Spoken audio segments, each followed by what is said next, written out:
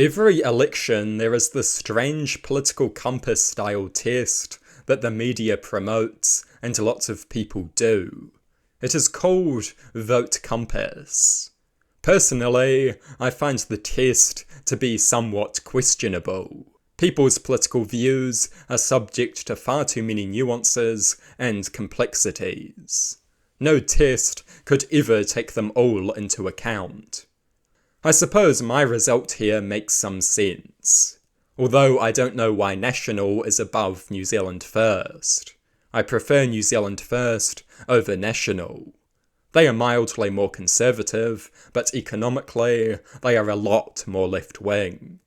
Last time I did this test, I got the Maori Party as my result. I found that extremely questionable, given the answers I gave to the Maori-related questions. And this time I got a totally different result, in spite of my politics never changing. Key factors such as candidate competence and politicians' personalities are not considered by this test. I may agree with the Greens more than I agree with Labour, but I would prefer a competent party that I agree with 70% of the time over an incompetent party that I agree with 80% of the time. Good ideas don't count for much if you don't have what it takes to deliver. The test fails to take the many nuances of politics into account, and as such, it should be taken with a massive grain of salt.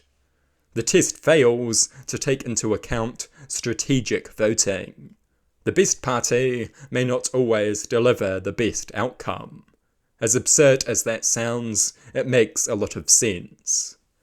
If they don't get into government, suffer from incompetence, or don't even get into parliament, they are worthless. It doesn't really matter how good their policy is, unfortunately, they don't have any practical value. A certain level of strategic thinking is necessary, and naturally, the test will not include that. Have you done the test before, and what do you think of it? I encourage you to share your thoughts with me.